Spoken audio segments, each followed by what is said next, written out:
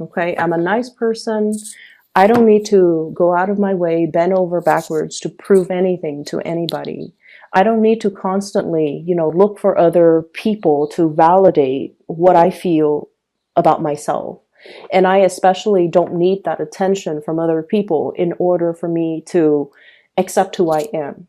So I feel like this process of shedding the old skin, the old way of doing, seeing the light at the end of the tunnel and seeing you for your authentic self without the self-doubt, without all of that negative self-talk from the past, the need to please, the need for validation, and the need to, live up to a certain ideals and really, really high expectations that you set for yourself. And you're able to reach it, but every time you're a little bit closer and closer to reaching the apex, you kind of lose momentum, lose steam, lose self-confidence. Okay. This can be, really liking somebody, really, really wanting to make an offer towards a person, like a crush, or somebody just you have really strong feelings for. And I feel like once, you're like, I'm going to do it. I'm going to do it. And you work yourself up to the point where you're just like, I'm going to do it. You start approaching the person. And then as soon as you get close to the person, I see like, you get tongue tied, you get nervous, you get really, really weak in the knees. And it has nothing to do with the other person's reaction towards you. It's just you talk yourself out of doing things that are actually really, really good for you. Okay. So I see a purging process. I see a cleansing. And then I also see reaching that light at the tunnel where you're able to see your authentic self. So it's really, really beautiful. One of the things that I want you to be very careful about, and the 2 5s came out first, so I want to talk about them. Okay. You have great cards, by the way. Just let me put that out there. First of all, 5 of Wands. This is a lot about conflict, and it is internal in nature. Okay. Internal conflict being the tug of war, the push and pull. On the one hand, we want to hold back. We want to take care of ourselves. We want to preserve our attention, our energy, our time for ourselves, because many of you have big goals, big dreams that you want to materialize. Okay. But you're also looking at it like that mountain in front of this man. It's so high. It's covered in trees. There are no clear paved roads. So it's almost like hitting a certain milestone in your life where you want to do big things, but these things, these ideals have never been trailblazed before. No one has done it before. You might not have the proper guidance. You might not have the map. You might not feel like you have the proper mentorship or the right preconditions to allow you to tackle such an to tackle such a great task. Okay, so there's no roadmap. Everything is just a little bit like daunting. Like, how do I get to that top of the mountain? I'm right here. There are no trails. It has never, it's like virgin land. It has never been explored. It has never been touched. And you're a little bit scratching your heads. Like, how do I do that? So I feel many of you have really, really big goals and big dreams and big, big, big, big aspirations. It's floating out there in the ethers. And I feel like the month of March is when things start to gel and start to culminate.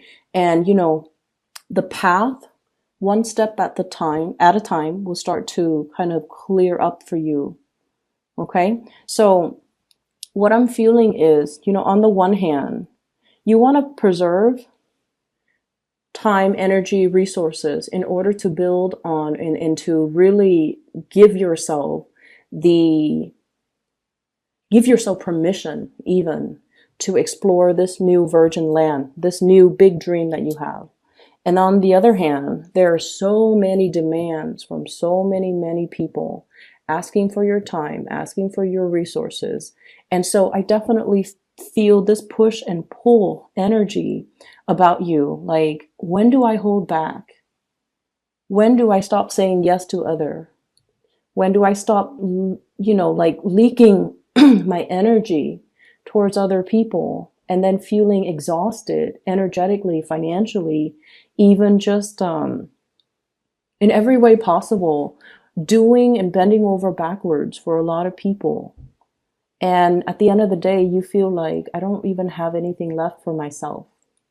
So that's what I'm sensing here. You're giving away a lot, you have been giving away a lot of your time, a lot of your resources, a lot of your energy that you don't have. And I feel like you need to really, really draw back, focus on these big dreams that you're trying to accomplish for yourself so that you can keep this vision in the center of your mind and you don't lose sight of it. Many of you are afraid to say no to people because you feel like saying no to them might make them feel like you're either being stingy, you're either being unfair or selfish. God forbid. You don't want them to think that of you. But I feel like it gets to the point where we all need to draw back our energies and start to learn to take care of ourselves. And especially if we have big goals, big dreams, we need to really focus on that. We need to really focus on the research. We need to focus on that vision, how to achieve it. And we don't really have the time and the energy to waste on other things when we have these things clearly in alignment with us, okay? It's not about being selfish. It's about being smart. And I feel like many of you are struggling with this energy. How much do I give to myself? If I say no, if I pull back my energy, my generosity, my resources, will people think of me differently? Will they talk behind my back? Will they say I'm selfish or, stingy or whatever it is? It doesn't really matter, but I know that it does affect you. So it's easier said than done, but I know that it does affect you. What people feel about you and think about you really, really, really deeply affect you on a very heartfelt level. And I would just say that you've been nothing but sweet and generous and loving to other people. And I feel like it's time for you to turn your back on a few people, especially if they've been kind of milking it. And especially if they have been combative and not cooperative with you. Okay. So the 2 5s, I feel like somebody's energy comes in like this. I'm getting like, the word homewrecker is usually associated with third parties, but I feel like this is someone who's a little bit destructive, whose behaviors is, when unchecked, can be very catastrophic, who might have like a very perverse way of doing things or a very careless, impulsive, as well as lack of direction or lack of a strong sense of morality. Okay, I'm seeing the smoke. And the smoke, it blows with the wind. So it's somebody without a strong sense of self. They just kind of flop out there and trying to find themselves. And they might gravitate towards the wrong people. They might experiment with the wrong things. They might have very dubious sense of morality. And I feel like some of you might have been giving a lot of your time and generosity trying to guide this person or trying to help this person. But it gets to the point where your advice, your counsel falls on deaf ears. They're going to do what they're going to do. And I feel like their presence or their influence might not be the best for you to be around energetically. So we have to learn to pull back a little bit, and we have to learn to take care of our own emotional and mental, peace. Okay. And it's okay to do that. So that's the first energy here. The other thing that's coming into the picture is many of you might have spent a lot of time. I'm hearing like barking up the wrong tree, socializing, wanting to be, included. And you spend a lot of time, a lot of energy arranging for like, group outings, happy hour, wanting to be a part of a community, wanting to be a part of a social group. And you feel like, the only way is to take charge. Like, let me be the one to get everybody together. And you're very good at that. So like I said, you have this social facade about you. Deep down, I feel like, you like good company. But I also feel like that social facade comes out when you want to be included. And you might be the one behind the scenes arranging all of these, social gatherings and things like that. And I feel like a lot of your attention, your time, resources as well could be funneled towards that. Okay, Three of Cups is generally a very, very good card. It's a very, very good card. But it can indicate a little bit of superficiality if we're not careful. So a lot of time, a lot of resources, and a lot of energy might be dumped in this avenue with the people that might not be deserving. And so it's okay for you to pull back, and it's okay for you to really do whatever it is that you need to do on the practical end to get your big plans and big dreams moving along. All right. We have two aces here, and I'm going to talk about that in a little bit, but I do sense as well that you have somebody that is really, really interested in you, okay? And it's coming from your friendship circle. Big friendship circle vibe. Somebody has great, great, great, great feelings for you. It comes up here in the Ace of Cups.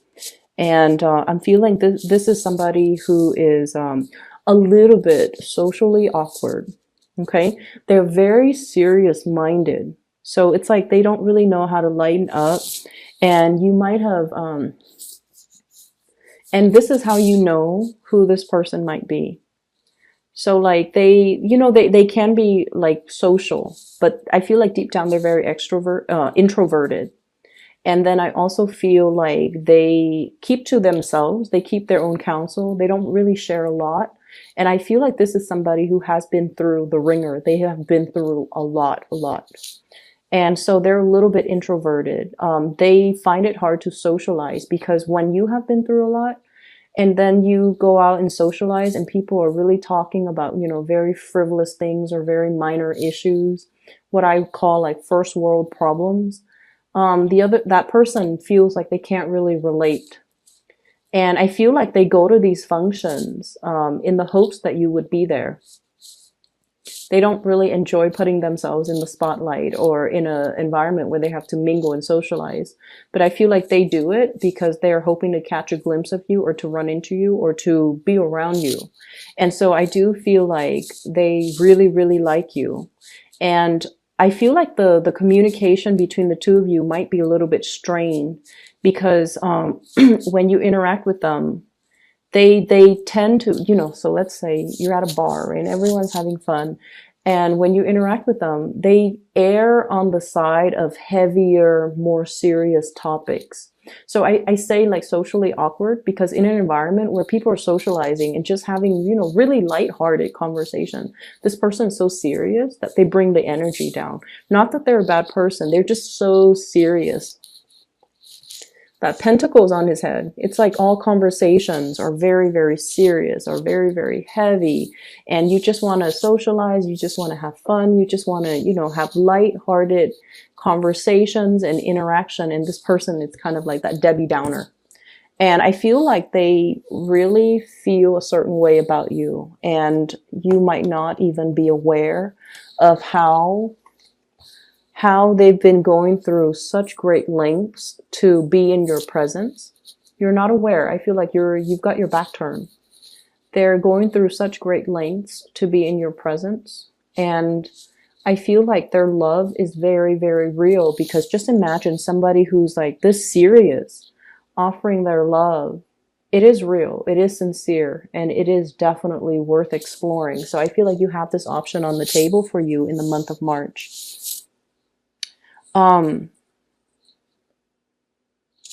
I would say many of you are coming out of this tunnel of light, like out of the dark tunnel into the light. So you might have recently broken up and you're now single. You want to socialize and there will be opportunities for massive amount of dating. Okay.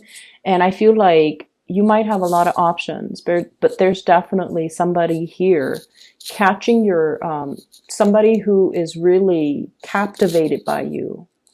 they're definitely more serious. I would say probably a little bit older than you by like about 3 years, 5 years is what I'm sensing. I have two threes, two fives, Three of Cups, Three of Wands, Five of Swords, Five of Wands. So I feel like there's somebody who might be a little bit older than you by possibly 3 years or 5 years. And I feel like they feel like you're the one. They feel like you're the one.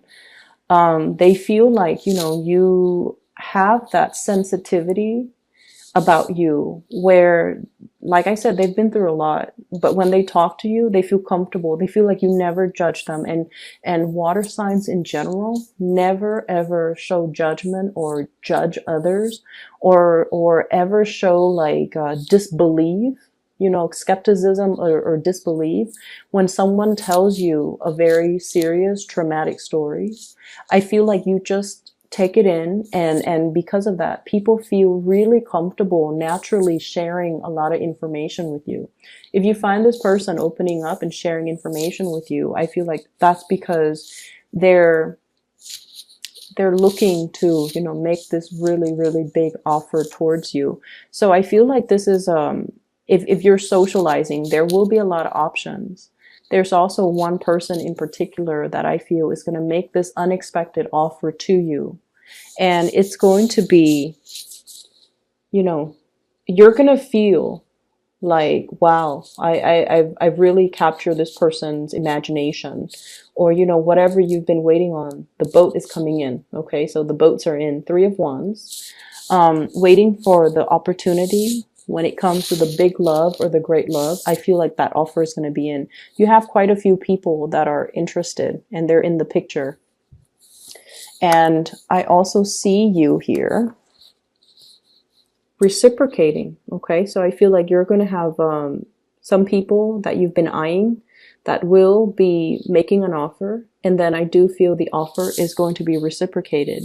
So the period of waiting with this hangman is no longer it's no longer a problem. Okay, so we're heading towards that light at the end of the tunnel where the boats come in, like that boat with the lanterns on it. And I just see like opportunities for festivities, opportunities for outing, opportunities for really, really extravagant and romantic getaways that are just really right up your alley. Okay, because I see like some very visually appealing places, locations, like just if someone tells you, hey, I've got us tickets to do this, and you're just like, wow, that sounds magical, like something very magical, some type of an outing or socializing event or something is very, very magical, and I feel like it's going to unfold for you. And I see you almost like that anxious little kid who couldn't go to sleep because the next day he's going to Disneyland. That's what it feels like to me, but it has a more romantic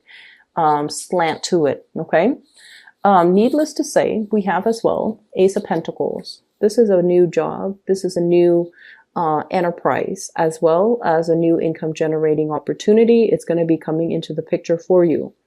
I see many people escalating, going towards like promotions. Okay, like I'm seeing this step ladder, like going up a notch when it comes to your income generating potential. I'm also seeing for many of you, if you have been out of commission, so if you are like, for example, a stay-at-home mom, a stay-at-home dad, you're returning to the work environment. Okay, so the transition, it's going to work out really, really well. But anytime we let our skills lie dormant. So if you've been a stay-at-home mom or a stay-at-home dad and you've been away from the labor force for quite some time, you're going to get a little bit rusty. Okay. So don't beat yourself up over it. If you feel like things are happening so fast that you can't keep up, or you feel like technology has changed, or if you feel like you're dealing with so many systems, so many expectations, so many systems, procedures, and just processes, don't feel bad. You're going to be okay. You just need to flex those muscles and kind of like break away from that rust, and then things will start to flow automatically, because you do have a very intuitive sense of knowing to do the right thing at the right time, like a divine sense of timing. So it's going to take some time for you to get over that initial hurdle, especially when it comes to new work, okay? But either way, there's going to be a work situation coming into the picture. Many of you might have been wanting to leave a bad work situation for some time. A situation where you don't feel that sense of connection with the people that you work with. You feel like you have to guard yourself or keep yourself on guard with those people, okay? And so you're shifting into a different work environment where people are nicer, they're less combative and more cooperative.